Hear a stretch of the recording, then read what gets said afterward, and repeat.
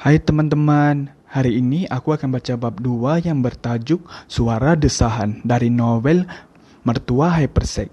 Kalian bisa baca novel ini di Story On. Untuk lebih cerita menarik, jangan lupa di subscribe. Andre membuka perlahan kamar ayahnya yang tak dikunci, sedangkan ayahnya sudah tidur di sofa ruang tamu karena tidak bisa tidur karena suara berisik ibu yang sudah dari tadi mengganggu.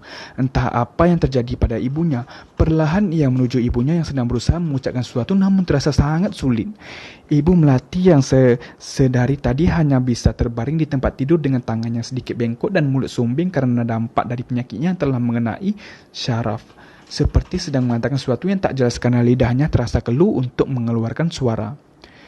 Iu, suara ibu Andre yang tak dapat dimengerti. Andre menatap ibunya nanar, merasa tak tega karena wanita yang selama ini telah melahirkan dan merawatnya hingga dewasa kini hanya bisa terbujur kaku, tak berdaya di atas tempat tidurnya. Ada apa, Bu? Ibu haus ya? Mau minum? Tanya Andre dengan lembut sambil menyeka air mata yang mulai menetes dan membasahi permukaan pipinya. Ibunya pun hanya bisa menganggukkan kepala dengan tangan yang gemeteran. Sebentar ya Bu, Andre ambil dulu di dapur.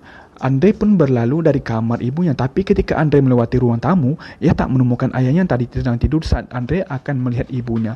Andre berpikir mungkin ayah sedang ke kamar mandi di dapur. Namun saat ia melewati kamarnya, ia melihat sang ayah sedang ada di kamarnya. Andre yang melihat tingkah ayahnya itu menjadi heran untuk apa sang ayah ada di kamarnya dan seperti ingin menyingkap selimut istrinya. Saat Andre ingin menegur ayahnya, tiba-tiba sang ayah menoleh pada Andre. Seperti seorang yang terkejut melihat kedatangan Andre yang secara tiba-tiba. Bapak ngapain di sini? Ini udah malam loh Pak. Bapak belum tidur juga. Bukannya tadi udah tidur di sofa, kok bisa ke sini? Berbagai pertanyaan Andre lontarkan pada sang ayah karena ia takut terjadi sesuatu pada istrinya. Seperti yang dikatakan oleh Anita bahwa ayahnya selalu menatap Anita dengan penuh nafsu.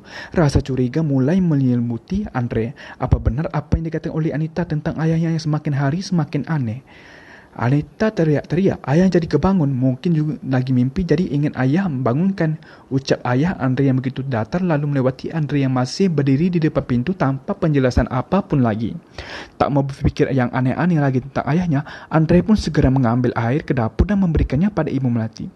Selesai memberikan minum, Andre masih menemani ibunya sampai ibunya benar-benar tertidur. Setelah memastikan ibunya sudah tidur, Andre hendak kembali ke kamarnya. Namun, ketika Andre keluar dari kamar ibunya, ia mendengar suara desahan yang entah dari mana asalnya. Andre menilai kalau kamarnya tadi belum dikunci dan teringat tingkah ayahnya yang tiba-tiba masuk ke dalam kamarnya saat istrinya sedang tidur membuat Andre semakin khawatir.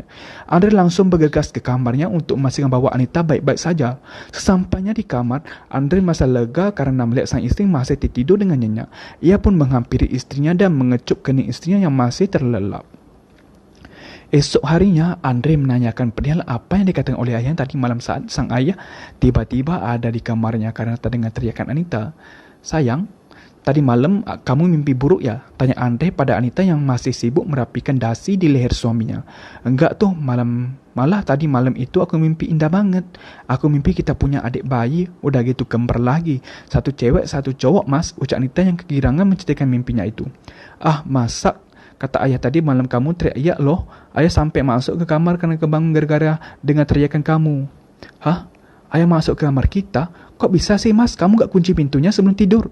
Tadi malam itu aku ngambilin air buat ibu. Karena kata ayah ibu berisik gak tidur, jadi aku nyamperin ibu. Ayah tidur di sofa karena gak bisa tidur sama suara ibu. Pas aku mau ngambil air ke dapur, ayah malah ada di kamar kita. Katanya kamu teriak-teriak sampai ayah bangun.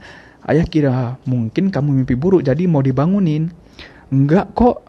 Aku sama sekali nggak mimpi buruk loh mas. Aku kok malah makin ngeri ya sama ayahmu. Apalagi tadi malam aku tidur cuma ditutup selimut dan nggak pakai apa-apa sama sekali. Ucap Anita yang mulai ketakutan dengan sikap ayah mertuanya. Kamu tuh selalu aja negative thinking sama ayah. Gak mungkin ayah bakalan ngapa-ngapain kamu. Kamu ini menantunya, ada istri aku pula. Mana mungkin menggawili istri anak sendiri. Apa gak malu sama aku? Jelas Andre yang masih membela ayahnya agar Anita tak lagi negative thinking pada ayahnya, walau sebenarnya dia pun masih merasa curiga pada sikap sang ayah. Udah yuk, sarapan nanti telat ngantor lagi.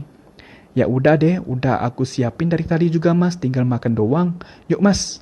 Ajak Nita pada suaminya sambil menenteng tas yang akan dibawa Andre ke kantor. Di meja makan, Andre menuturkan, Apa yang ia dengar semalam, bahwa ada suara desaan saat ia hendak kembali ke kamarnya, namun Andre tak menyelidikinya kerana sudah larut malam.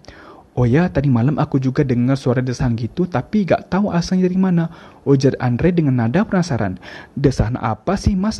Apa kamu terbayang-bayang sama permainan kita tadi malam? Sampai dengar suara desaan segala, ucap Ayu sambil menyiapkan nasi goreng ke piring suaminya. Benaran Lota, aku dengar suara desaan cewek, tapi aku gak hiraukan, aku langsung ke kamar, takutnya yang mendesak itu kamu.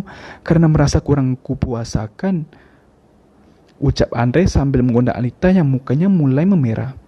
Enggak ya. Jangan mulai kamu, Mas. Andre langsung mencuba hidung istrinya karena gemas ketika melihat wajah merona Anita yang menahan malu. Oh ya, Lola mana ya? Kok belum keluar juga? Apa gak mau sekolah itu anak? Biar aku cek dulu deh, Mas. Kamu lanjut sarapan aja, takutnya nanti dia sakit lagi, makanya gak keluar dari kamar. Anita segera menuju ke kamar adik iparnya Lola. Biasanya jam 6.30 Lola sudah standby di meja makan sambil menunggu Andre untuk berangkat ke sekolah. Tapi pagi ini sudah jam 6.45, Lola tak kunjung keluar.